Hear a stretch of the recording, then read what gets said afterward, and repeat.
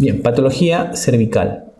Aquí hay que tener bastante precaución, bastante atención en los datos porque es la pregunta, el tema que más se pregunta en los exámenes. Bien.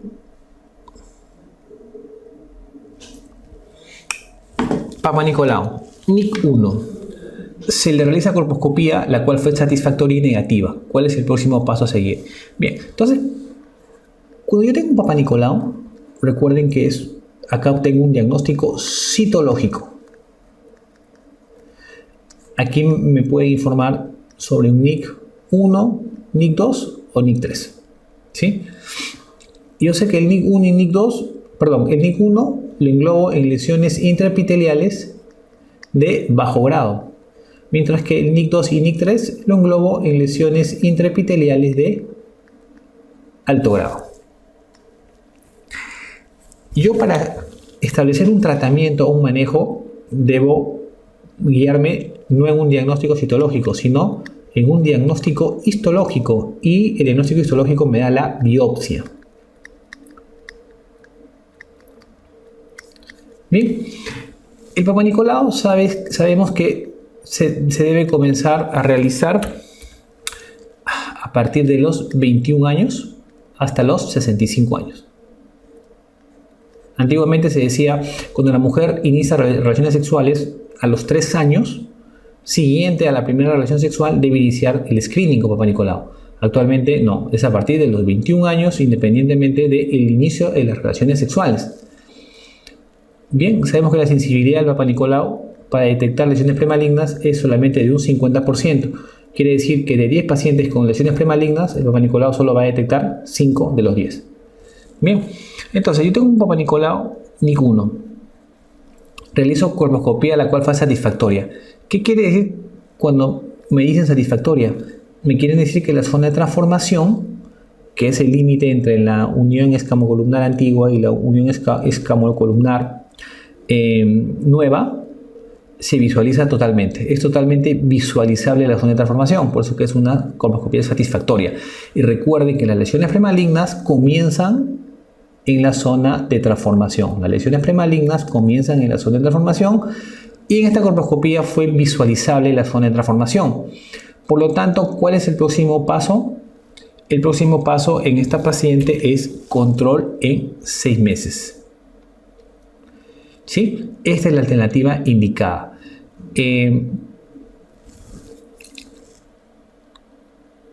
Cuando dice negativa, quiere decir que no se vio ninguna lesión en la colposcopía, por lo tanto no hay nada que biopsiar. Si hubieran visto una lesión acetoblanca o Lugol negativa, ¿no? Perdón, o yodo negativa, que viene a ser Lugol positivo, ahí sí se biopsiaría, pero acá no vio ninguna lesión, por lo tanto no biopsio. Control de 3 meses, no, es muy pronto. Legrado endocervical solamente si la zona de transformación no hubiera sido satisfactoria, o sea, si no se hubiera visto la zona de transformación, debía suponer que la zona de transformación está metida en el canal. En ese caso yo haría el legrado endocervical, en este caso no, ¿sí? Y en el control al año también sería válido, ¿no? Pero entre ambas, lo que más se indica es un control precoz a los 6 meses. Cáncer de cervix en el estadio 3. ¿Cuál es el tratamiento de elección? El tratamiento de elección en un estadio 3 que ya no es operable es radioterapia y quimioterapia, ¿no? En realidad es quimioterapia concurrente con radioterapia, ¿no?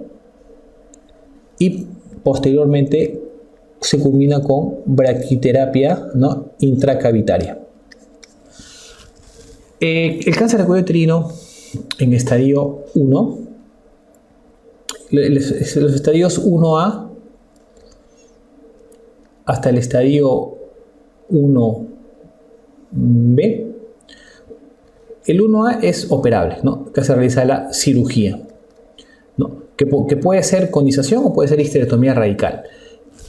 El problema viene en los estadios 1.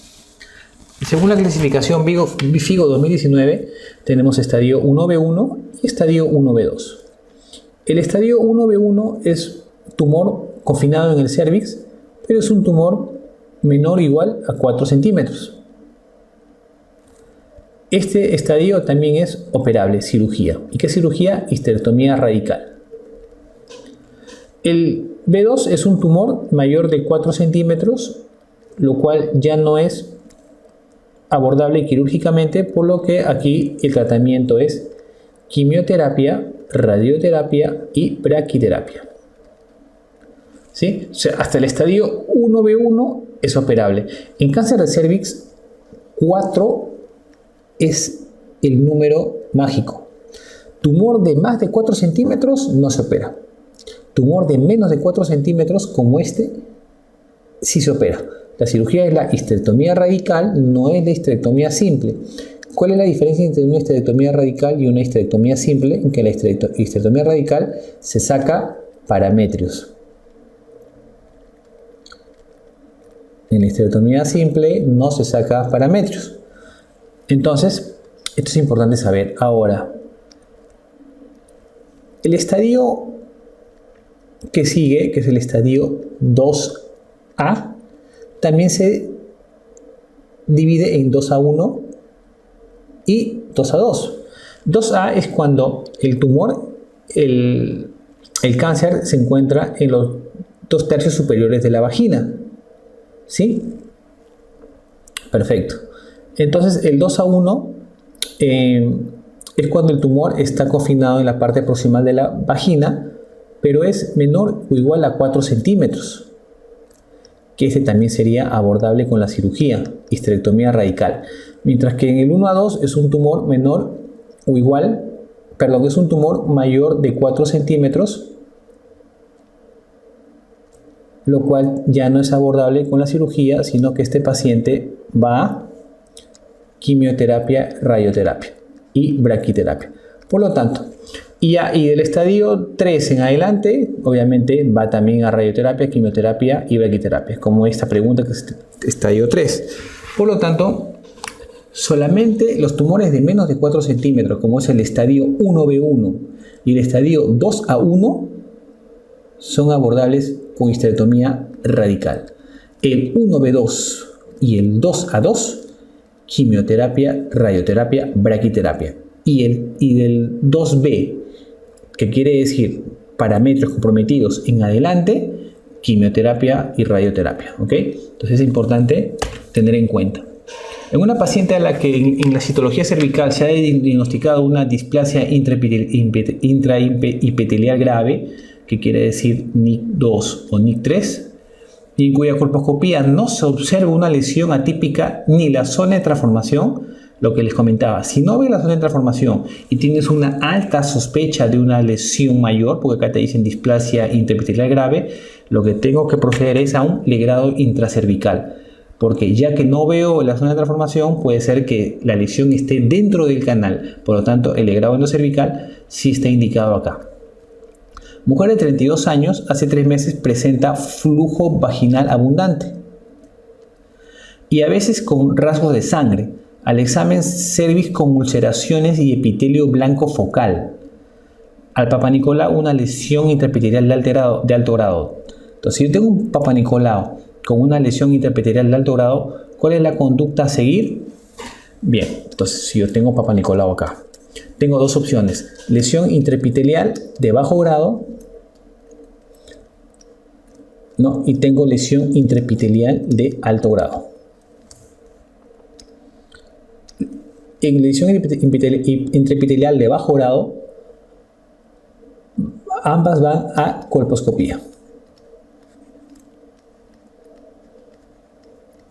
¿Ok? En ambas situaciones van a colposcopía. Pero si yo tuviera en un Papa Nicolau un resultado de ASCUS, ASCUS viene a ser células escamosas de significado incierto, que también es bastante frecuente encontrar en el Papa Nicolau. En este caso, el siguiente paso no es colposcopía, sino es solicitar el test de PBH. ¿Y a partir de qué edad yo solicito el test de PBH en las mujeres? A partir de los 30 años. No está indicado antes de los 30 años, ¿ok? El test de PBH. Entonces, si yo tengo acá una lesión intraepitelial de alto grado, lo siguiente a realizar es una colposcopía y biopsia. Entonces yo diría, pero entonces en ambos es igual colposcopía. ¿Cuál es la diferencia? La diferencia va a ser en el diagnóstico histológico. O sea, cuando yo le haga la biopsia, o sea, si yo en la colposcopía en ambas situaciones le hago biopsia, y si la biopsia ya en el diagnóstico histológico me confirma lesión de bajo grado o lesión de alto grado, acá sí el manejo va a cambiar. Porque en la lesión de bajo grado yo puedo controlar. Control en 6 meses o en un año. Pero en la lesión de alto grado ya no controlo, sino que con un diagnóstico ya histológico de lesión de alto grado, el siguiente paso es un cono cervical. Bien. Paciente de 36 años acude por sangrado vaginal postcoital, flujo vaginal maloliente y Papa Nicolau se encuentra lesión intraepitelial de alto grado. ¿A qué va? Colposcopía. Toda lesión intraepitelial de alto grado, ¿no?, en un Papa Nicolau va a colposcopía. Y si después de la biopsia se confirma la lesión intraepitelial de alto grado, el cual equivale a NIC2 y NIC3, la paciente va a un cono cervical. ¿Cuál es la causa necesaria más no suficiente para el cáncer de cervix? Infección por virus papiloma humano. ¿Cuáles son los de mayor riesgo oncogénico? El 16 y 18. Entre ambos justifican el 75% de cáncer de cervix. El 16, 50%, 18, 25%. El tipo epitelial, el tipo histológico más frecuente es el carcinoma epidermoide, ¿no? Dentro del cáncer de cervix, el más frecuente es el epidermoide, el cual está con mayor frecuencia producido por el serotipo 16, mientras que el segundo en frecuencia es el adenocarcinoma, el cual se produce a nivel de las glándulas endocervicales. Y este con mayor frecuencia ya no lo produce el 16, sino lo produce el 18. ¿Ok? Entonces es importante saber porque es pregunta de examen. ¿Cómo se produce la infección del virus papiloma humano? Es considerada una infección de transmisión sexual o también por el roce de epitelios, ¿no? Característica de la metaplasia escamosa cervical. La metaplasia es un cambio de tipo celular a otro, de un tipo histológico a otro. En el caso de nivel de cervix, el epitelio cilíndrico se va a transformar en un epitelio escamoso debido a un ambiente agrestre, un ambiente que va a producir algún tipo de daño en el epitelio cilíndrico, que es un epitelio, una monocapa, un epitelio más débil, va a hacer que este sea reemplazado por un epitelio más fuerte, que es el epitelio escamoso. A eso se le llama metaplasia. El ectropio, que es también un proceso fisiológico, es cuando el tejido endocervical se exterioriza. De tal manera que al colocar el espéculo, ves acá el cuello uterino, aquí está el orificio endocervical y se ve rojito. ¿Qué pasó? Acá está, esto es el canal endocervical. La parte que está cerca al canal endocervical se va a ver rojo. Lo rojo es el canal endocervical, porque el endocervix se ve rojo, es una monocapa, ¿no? El epitelio exocervical se ve más rosado pálido. Entonces, cuando ese tejido endocervical se exterioriza más por el estímulo estrogénico, se va a ver esto más rojo. Y muchos lo confunden con heridas, ¿no? Y no es herida, sino es el ectropio, que es la exteriorización del tejido endocervical, ¿no?, por el estímulo estrogénico. Mujer de 29 años con 10 semanas de embarazo, citología de cuello uterino, células glandulares atípicas de significado incierto. AGUS, ¿no?, células glandulares de significado incierto. Estas pacientes, cuando se obtiene este resultado citológico, el siguiente paso también es una colposcopía. En este caso hay una peculiaridad que también habría que hacer un estudio de biopsia endometrial. ¿No? Si la paciente tiene mayor de 35 años o es menor de 35 años pero con factores de riesgo para cáncer de endometrio, está indicado la biopsia de endometrio debido a esto, ¿no? Que son células glandulares y podría ser un adenocarcinoma endometrial, ¿no? Que ha migrado al cérvix. Por lo tanto, en estos casos de células glandulares atípicas está indicado la biopsia endometrial siempre y cuando la paciente no esté gestando, ¿no? Acá estamos hablando de una paciente gestante, por lo tanto acá lo único indicado sería la colposcopía. El síntoma o signo más frecuente en pacientes de cáncer de cérvix es el hemorragia vaginal postcoital. Bien, los cánceres de cuello uterino están asociados a PBH. La respuesta es no, pero sí la mayoría, ¿no? Aproximadamente el 99.7% de los cánceres de cuello uterino están asociados al PBH. ¿Cuántos serotipos de alto riesgo hay? Existen 15 serotipos oncogénicos, o sea que producen cáncer. Y dentro de estos 15, los que son de alto riesgo, ¿no?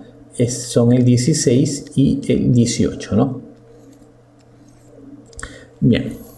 Y los que producen el condiloma, el tipo 6 y el tipo número 11 son los que producen el condiloma. Bien. Paciente de 40 años que viene con sangrado postcoital desde hace 2 semanas. Al examen pélvico se ve un cérvix ulcerado, hipertrófico, sangrante. Cuerpo uterino de 6 centímetros, anexos no palpables, útero duro, con parametrios tomados en sus 2/3 internos. Cuando me hablan de parametrios tomados, ya estoy hablando de un estadio 2B. Ahora, 2B es cuando los parámetros están tomados, pero en sus 2/3 internos. Ahora, si me hubieran dicho parámetros tomados hasta la pared pélvica, ya no estaría en un estadio 2B, sino estaría en un estadio 3B. 3B también son parámetros tomados, pero no solamente en su proximidad, sino hasta la inserción en la pared pélvica. Ambos el tratamiento, quimioterapia, radioterapia y braquiterapia. Entonces aquí estamos ante un estadio 2B. En una gestante con condiloma genital de gran volumen, el mejor tratamiento es el tratamiento de los condilomas. Todos estos pueden ser tratamiento de los condilomas: la podofilina, el ácido tricloroacético, el 5-fluoracilo, el interferón sistémico, el láser y también la incisión quirúrgica. En casos de condilomas voluminosos, la indicación es la resección con láser, ¿no? O también puede ser la excisión quirúrgica. En condilomas gigantes no está indicado este tratamiento médico, ¿no? Este tratamiento son para condilomas pequeños. Y en la gestación, el único tratamiento que está indicado como manejo local es el ácido tricloroacético. La podofilina, el 5-fluoracilo y el interferón no están indicados en el manejo de condiloma en la gestación. El único que estaría indicado en condiloma pequeño sería el ácido tricloroacético, pero como acá hablamos de un condiloma voluminoso, es la resección mediante láser, o también estaría indicado la excisión quirúrgica con corte. ¿Cuál de los siguientes factores desempeña una función importante en el desarrollo de la neoplasia cervical? El virus papiloma humano. ¿Cuál es el factor de riesgo, ¿no? Factor de riesgo para que el virus papiloma humano vaya a un cáncer? Uno, que sea un virus papiloma humano de alto riesgo oncogénico, 16 y 18. Otro, que sea una infección persistente, o sea, mayor de 2 años. La mayoría de infecciones por virus papiloma humano son pasajeros, sobre todo en mujeres jóvenes, de tal manera que el 90% de las infecciones por virus papiloma humano se resuelven el 90%, ¿no? Dentro de los 2 años. Por lo tanto, este es el tiempo que se toma en consideración para hablar de persistencia. O sea, la persistencia de una infección por virus papiloma humano de alto riesgo, como es el 16 y 18, es el factor de riesgo más importante para desencadenar cáncer de cuello uterino. Los serotipos que con mayor frecuencia se encuentran en el carcinoma, 16 y 18. Mujer de 40 años con carcinoma de cervix que presenta sangrado postcoital y dolor pélvico mal definido. Al examen, cervix con eritroplasia periorificial de consistencia dura y sangrante. Al tacto rectal, parametrio derecho se encuentra infiltrado en su tercio interno o también su tercio proximal. Entonces aquí estamos ante un estadio 2B. Si hubiera sido hasta la pared pélvica, un estadio 3B, o infiltrado en su tercio más distal de la vagina, estadio 3A, o tuviera un riñón no funcionante por compromiso ureteral, por el crecimiento exofítico del tumor de cuello uterino, sería un estadio 3B. Ahora, el cáncer de cuello uterino al final, ¿cómo mata a la paciente? La mata por una insuficiencia renal. Al final, esto es lo que va a matar a la paciente con cáncer de cuello uterino. ¿Sí? ¿Cómo se disemina el cáncer de cuello uterino? Por extensión. O sea, la metástasis a distancia lo hace de manera tardía. Lo más frecuente es extensión, primero parametrios, recto, vejiga, para ir subiendo por los ganglios linfáticos. Paciente de 32 años, multípara, con 3 abortos, conviviente, vida sexual activa, desde los 14 años con múltiples compañeros sexuales e infecciones vaginales a repetición, o sea, a alto riesgo de haber contraído un PBH. Presenta un Papá Nicolau con coilocitos. ¿Qué son los coilocitos? Son los cambios citopáticos que produce el virus papiloma humano. Tiene una biopsia de cuello compatible con cáncer in situ, o sea, no es un cáncer infiltrante, es un cáncer que aún no ha traspasado la membrana basal. En la génesis del cáncer, ¿cuál sería el factor de riesgo determinante en esta paciente? Sería la infección por virus papiloma humano, que me lo dan como dato al decirme la presencia de coilocitos. Recuerden, papiloma humano, cáncer de cuello uterino y más aún si hay una infección persistente. Mujer de 30 años, asintomática, al examen del cuello uterino tiene una prueba de IVA positivo. ¿Cuál es el diagnóstico más probable? Inspección visual de ácido acético. Al añadir ácido acético, que puede ser al 4 o al 5% al cervix, si hay una lesión premaligna se va a ver como una lesión acetoblanca. Y este es lo que se tiene que biopsiar, Entonces aquí se ve, acá según este dato me dicen que al examen es un IVA positivo. O sea, positivo quiere decir que sí se vio una lesión acetoblanca. Y esta lesión acetoblanca es sinónimo de lesión premaligna, lesión premaligna de cuello uterino. Por lo tanto, esa es la alternativa a marcar. Paciente de 55 años que presenta sangrado postcoital, es un dato importante, sangrado postcoital, cáncer de cuello uterino, flujo genital maloliente, Papá Nicolau, lesión de alto grado, puede ser NIC2 o NIC3, y una lesión exofítica de 3 centímetros en el cuello uterino. O sea, una lesión de 3 centímetros que está confinada al cuello uterino es un estadio 1B1, sin compromiso de parámetros, o sea, no llega a ser un 2B. Según la clasificación de FIGO, ¿cuál sería el estadio en el cual se encuentra? Sería un estadio 1B1. Bueno, acá me lo pone más fácil, Estadio 1. Recuerden que el estadio microscópico es el estadio 1A. El estadio 1A es un estadio microscópico que quiere decir que si yo le coloco espéculo, no voy a poder diagnosticar un estadio 1A. El diagnóstico de estadio 1A se hace siempre con pieza de cono cervical. Cuando se realiza un cono cervical, como es microscópico, recién el patólogo me puede dar este estadio de 1A. Yo solo puedo dar estadios clínicos macroscópicos. A mi examen visual, yo puedo hablar de un estadio de 1B en adelante. Los estadios microscópicos vienen en pieza de cono cervical.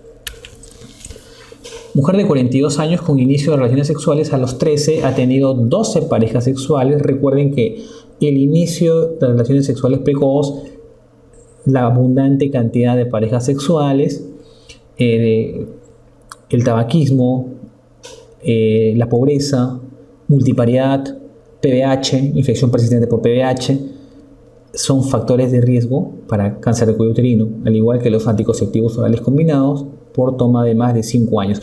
Pero tiene que ser anticonceptivos orales combinados más infección de PBH, porque los anticonceptivos orales combinados favorecen, ¿no?, la carcinogénesis, ¿no?, por virus papiloma humano.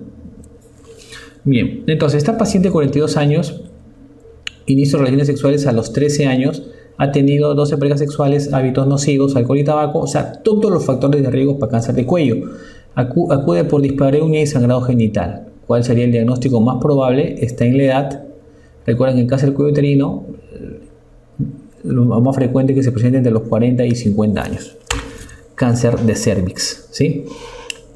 Inicio precoz de relaciones sexuales, múltiples parejas sexuales, alcohol, tabaco, sangrado, dispareunia. Lo más probable es que tenga un cáncer de cuello uterino. El sangrado asociado al coito, ¿en qué tipo de neoplasia debería pensar? A ojos cerrados, sangrado postcoital, cáncer de cervix. Mujer de 44 años sexualmente activa, un Papa Nicolau anormal, no me dicen qué salió.